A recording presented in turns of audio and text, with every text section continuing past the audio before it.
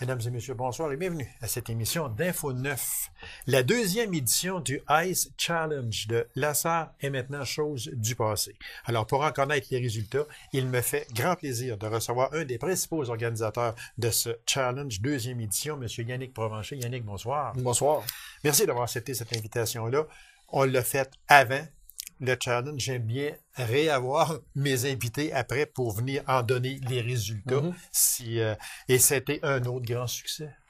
Oui, effectivement, là, ça a été un grand succès encore une fois cette année. On est super contents du résultat. Les compétiteurs sont contents, les spectateurs sont contents. Je pense que c'est... Écoute, on n'a pas grand-chose à dire de négatif. Là. C'est vraiment... Exactement. Ouais.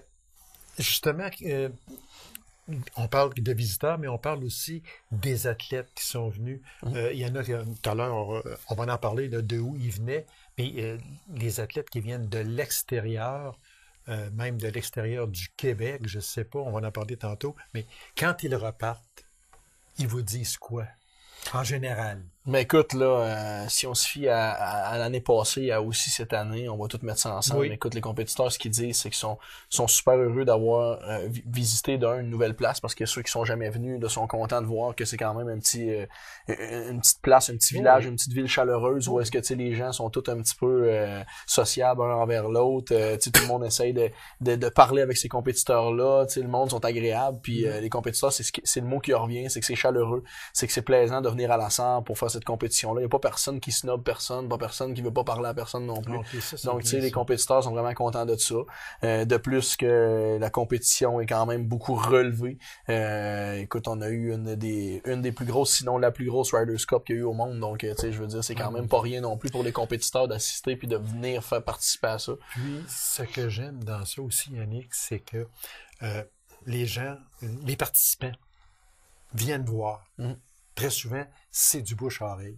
Ils viennent voir. Et ça me fait penser, lorsque le Festival des guitares du monde, au tout début, il y a peut-être 15-16 ans passés, c'était petit.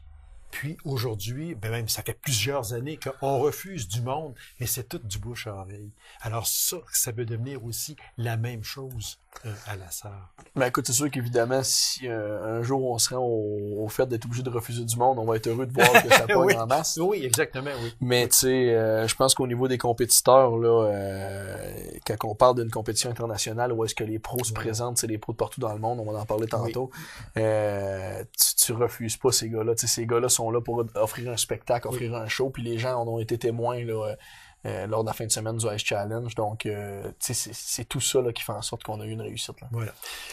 Au point de vue de la population, elle a bien répondu. Ben vraiment, écoute, on est super heureux là, d'avoir pu constater qu'on a eu beaucoup plus de gens cette année que l'année passée. Okay. Écoute, en termes de personnes, c'est difficile à dire présentement parce que ça n'a pas encore été compté. Oui, mais tu sais, comparativement à l'année passée, où est-ce que ça avait été compté dans les alentours de 4500, 5000 personnes cette année, là, j'aurais pas de misère à dire qu'on a eu 6500. Vous avez vu qu'elle était plus que l'an passé. On peut parler, comme tu le dis, on peut parler autour de 6000 personnes. Ouais, exactement, facilement, ouais. Bravo, bravo. Lors de notre entrevue du mois de février dernier, avant le Ice Challenge, on parlait de la température. Ouais. On disait, bon, trop froid, c'est pas mieux, mais trop doux, c'est pas mieux non plus. Alors, on avait parlé d'environ moins 15, quelque chose comme ça. Cette année, c'était quoi comme température? Mais écoute, cette année, au niveau de la température, en fait, au niveau du degré Celsius, c'était quasiment parfait. Tu sais, c'était moins 5, moins 6, moins 7. Le soir, ça tombait à moins 8, moins 10. Okay. C'était parfait, mais dans le jour, c'est le soleil qui nous a donné un gros défi. Parce que le soleil, je vais dire ça comme ça, mais quand il tape sa glace, écoute, c'est quelque chose qui ramollit. En fait, ça monte la température de la glace, qui fait en sorte que ça ramollit la glace. Puis ça a été un gros défi qu'on a eu au niveau du jeudi et du samedi. OK. Ça veut dire que ça ralentit les descentes à ce moment-là? Ben oui, ça ralentit les descentes. On l'a constaté, en fait, entre les qualifications du jeudi et les qualifications du vendredi. Okay. On a eu une grosse différence à ce niveau-là. Ah, OK. Puis en plus de descendre de ralentir les descentes, ben ça ramollit la glace comme le samedi au niveau des compétitions. On sait que, exemple, s'il y a un saut, ben si la glace est plus molle, évidemment, à l'atterrissage, on va avoir plus de chances de briser la glace que si la glace serait une température idéale, ou est-ce que, quand on atterrirait, ben la glace, ça resterait dure. Là. Ça veut dire qu'au point de vue de date, qui était au début du mois de mars, ça pourrait rester comme ça. Ça pourrait rester comme ça, oui. avec les températures qu'on a en Abitibi-Témiscamingue, peu importe quand, non, mais c'est vrai, en plein janvier, il a fait 7 degrés à un moment donné, puis il a mouillé. Exactement. Ça. Oui, c'est sûr. Disons que, moi, je dis tout le temps que j'espère que la madame va être de votre côté, mais c'est la madame température. Ah, exactement. Puis elle, on le sait pas si elle est là, mais on le sait pas. Exactement, c'est le principal. Exactement. Yannick, combien de participants, puis là, je vais préciser, de participants et de participantes. Est-ce qu'il y a eu des participantes? Oui, écoute, on en a eu moins que l'année passée, surprenamment, parce qu'au niveau Oui. des femmes, on a eu seulement, si je me rappelle bien, c'était 15 femmes. Ouais, 15 femmes qu'on a eu d'inscrites, comparativement à l'année passée, où est-ce qu'on en a eu quand même un peu plus que ça. Donc, cette année, à ce niveau-là, pourquoi que c'est arrivé comme ça, je ne le sais pas, mais évidemment, on aimerait ça augmenter ce chiffre-là. Si, exemple, il y aurait une 3e édition, on aimerait ça que les femmes là, viennent essayer ça de plus. On a eu 138 compétiteurs. Donc, 138 compétiteurs, ce qui est très bon. Le fait d'avoir descendu le nombre de femmes fait en sorte que c'est à peu près le même nombre que l'année passée, sauf que ça veut dire que on a eu plus d'hommes cette année que l'année passée. Plus de pros, moins d'amateurs. Donc ça, c'est un petit peu aussi là quelque chose qu'on voudrait essayer de corriger pour la prochaine année s'il y a lieu, d'essayer d'aller chercher le plus d'amateurs parce que, écoute, c'est difficile de comprendre là, des gens d'ici qui regardent ça à la télé puis qui regardent, qui aimeraient ça participer à ça, puis que là maintenant qu'un ici qui viennent pas l'essayer, je me dis Colin, tu sais, il y a tellement de travail puis il y a tellement d'acharnement qui se fait pour ça. Est-ce que les gens peuvent penser que c'est donné juste aux pros? Non, je pense qu'au niveau de notre publicité, là, écoute, on a travaillé fort là-dessus, là. Je pense que oui, on en a mis assez, là, pour être capable de faire comprendre aux gens que c'était vraiment n'importe qui pouvait s'inscrire à ça. Puis surtout, au moins de venir l'essayer. Tu sais, je demande pas nécessairement de venir faire la compétition, mais tu sais, durant la semaine, cette année, ce qu'on a fait de différent de l'année passée, c'est qu'on a mis des pratiques presque tout au long de la semaine.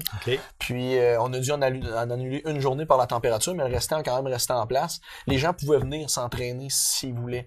Donc, c'était des pratiques payantes qu'on appelait, mais quand même, quelqu'un qui voulait pas participer, mais qui voulait juste venir avoir du plaisir, l'essayer, pouvait le faire.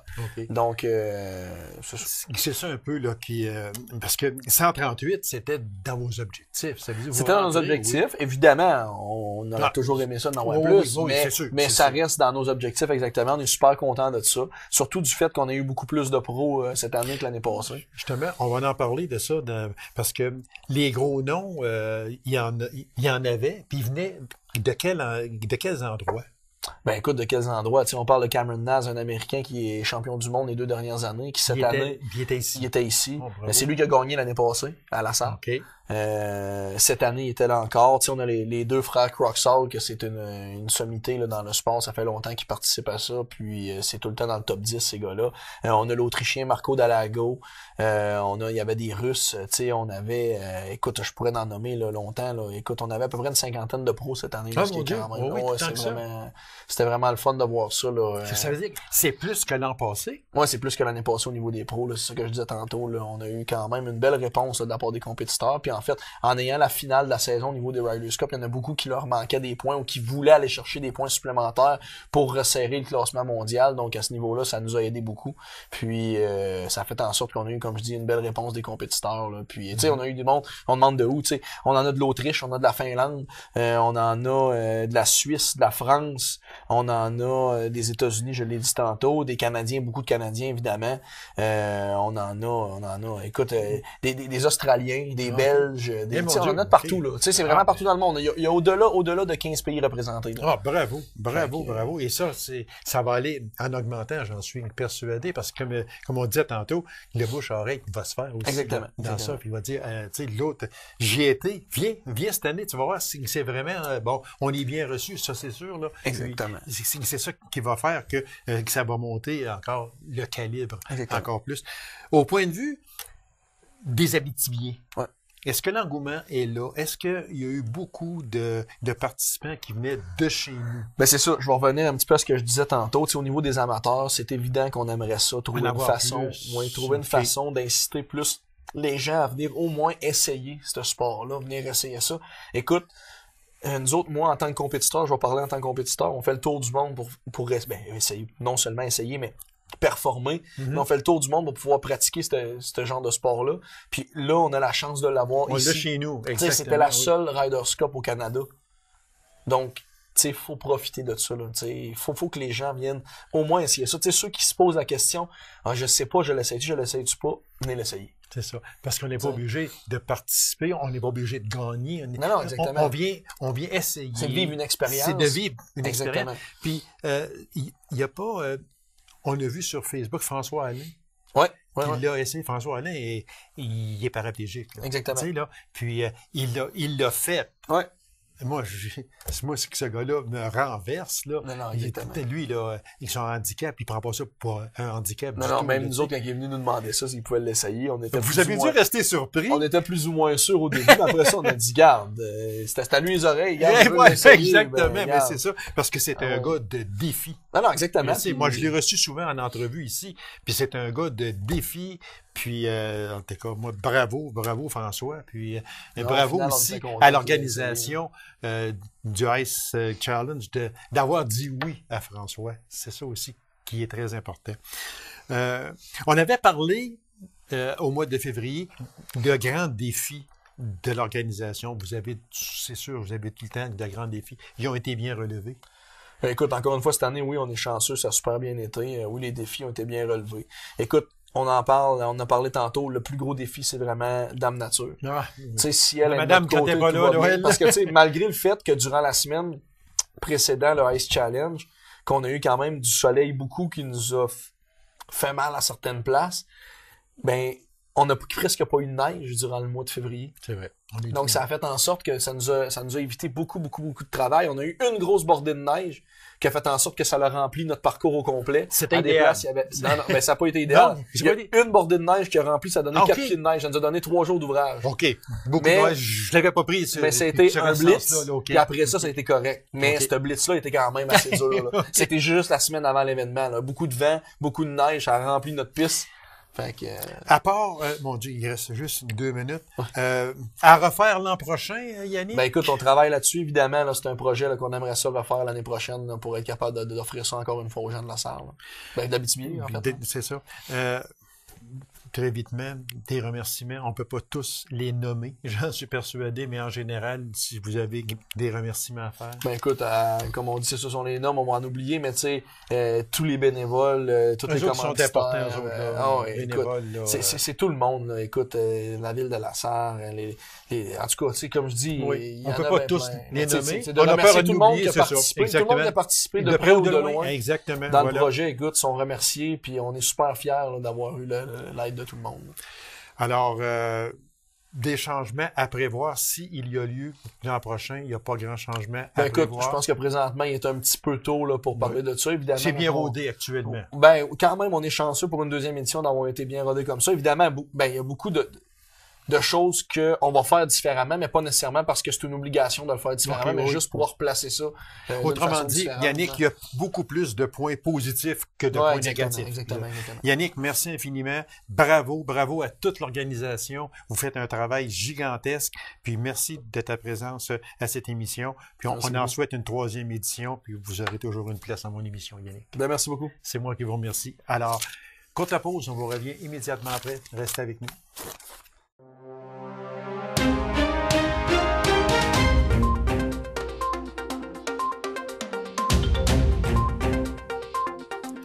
Encore cette année, le Centre de croissance Abitibi-Ouest fait sa campagne d'autofinancement. Alors, pour nous en parler, je reçois de cette maison, c'est-à-dire du Centre de croissance Abitibi-Ouest, Mme Karine Bédard. Madame Bédard, bonsoir. Bonsoir. Madame Bédard, encore cette année, il va se passer une campagne d'autofinancement. Moi, si je vous demandais, c'est important, sans cette campagne-là, ça serait difficile de fonctionner? Oui, c'est certain, parce que nous, nos services sont complètement gratuits. Donc, premièrement, on est un centre d'alphabétisation. Oui. Donc, on aide aux gens à apprendre à lire, à écrire, à compter, entre autres. On fournit le matériel, les livres, les crayons, les cahiers à nos participants. Okay. On fournit aussi du matériel de consultation comme des dictionnaires, des grammaires, des bécherelles. Donc, pour se procurer tout ce matériel-là, ça prend des sous. Ça prend des sous. Oui, donc, l'argent de l'autofinancement sert en partie à ça, à s'acheter du matériel neuf, plus récent. Parce que si je vous suis bien, ça veut dire que la personne qui va là pour apprendre, soit à écrire, soit à compter, peu importe, qui va là pour étudier, elle n'a rien à fournir. Non. Tout est fourni de A à Z. Oui.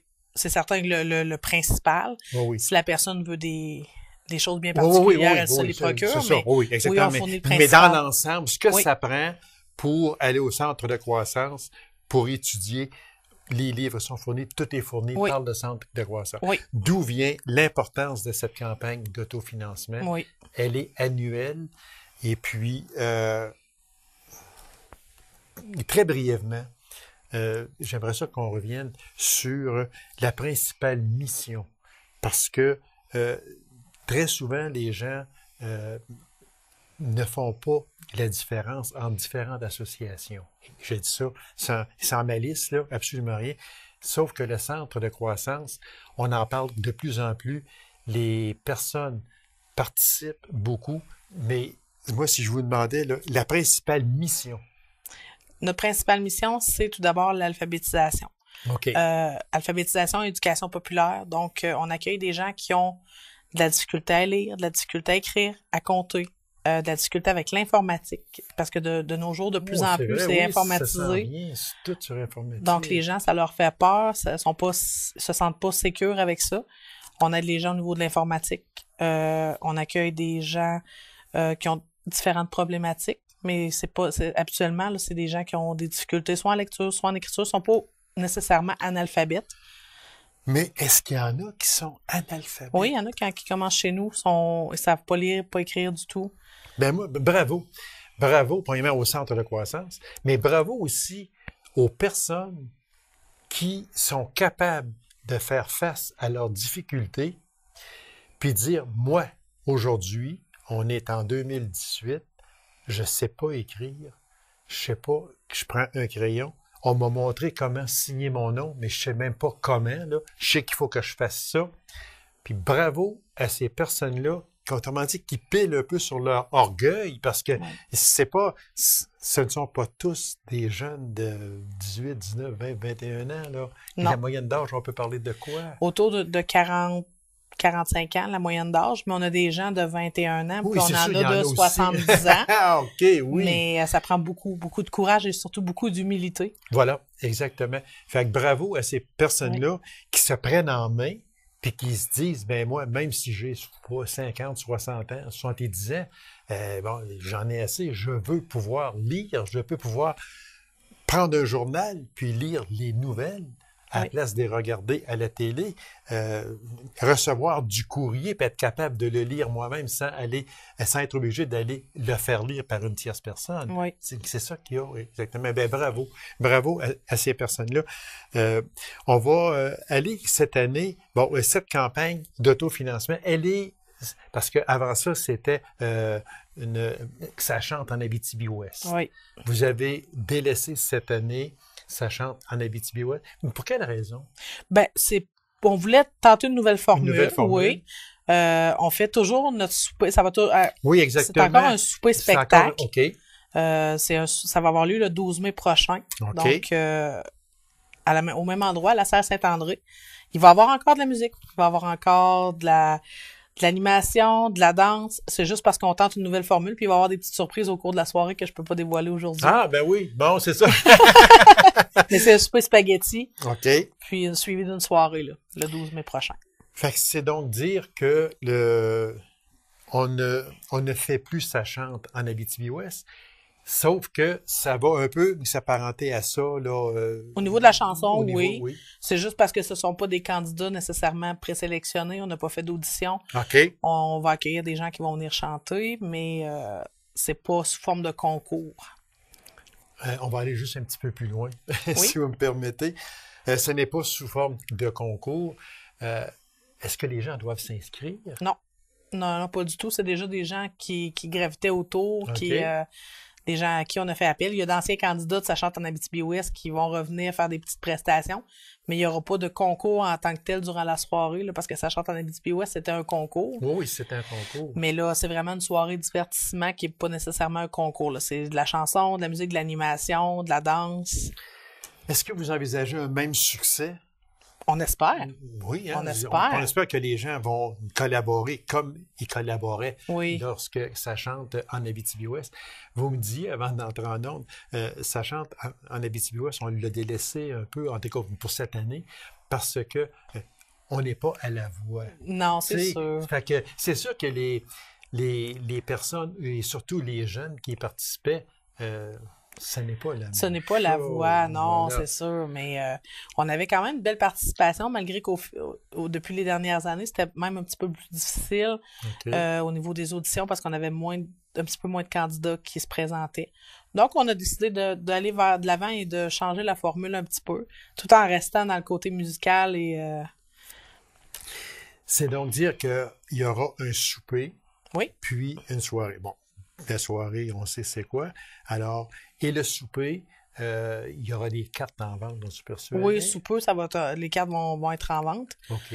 Vont être en vente au centre de croissance. Donc, les gens peuvent venir nous voir Au pour les coût de... intéresser. Au coût de 15 pour le souper et la soirée. OK. Et 8 pour la soirée seulement. Mais ça, pour la soirée, il n'y a pas de carte. C'est vraiment payable on à se l'entrée. présente. Oui. OK. C'est s'il reste de la place.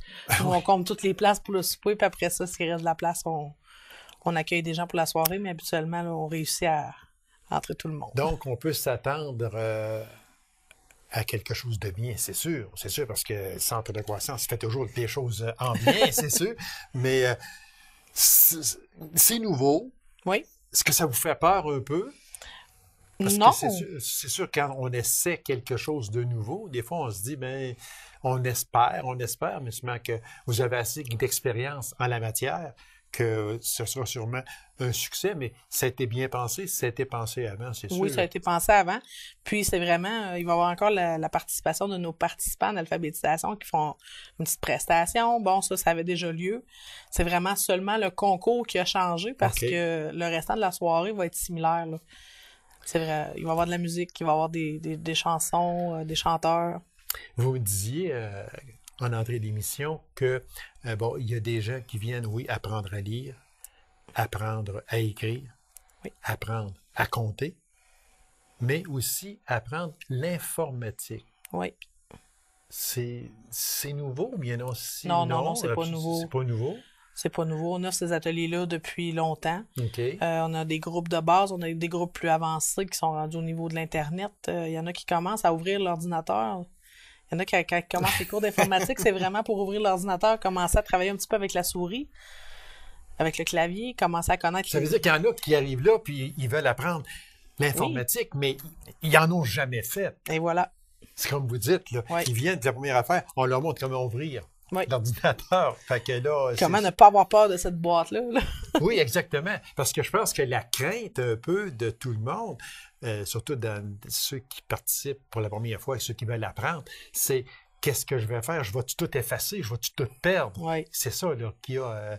Mais c'est marqué. Non, c'est bien. Est-ce qu'il y a beaucoup de personnes, de candidats, de personnes qui viennent apprendre l'informatique? Oui, ben on a une classe, dans le fond, de 10 ordinateurs et habituellement, là, quand Oh. c'est le temps des ateliers, sont pratiquement toujours pleins. Là.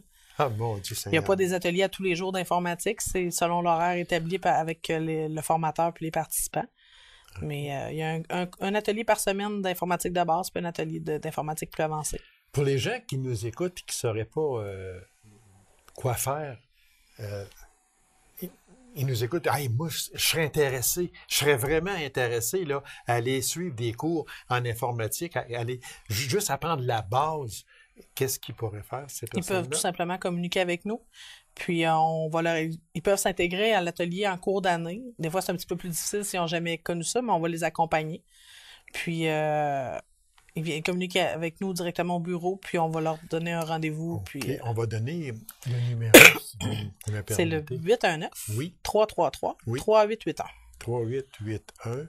Puis on demande les informations. Puis, Oui. Ou ils peuvent venir nous rencontrer tout ou simplement, aller- visiter, oui. Oui, exactement. C'est à la Sarre, c'est sur la rue Principale, OK. 302 rue principale.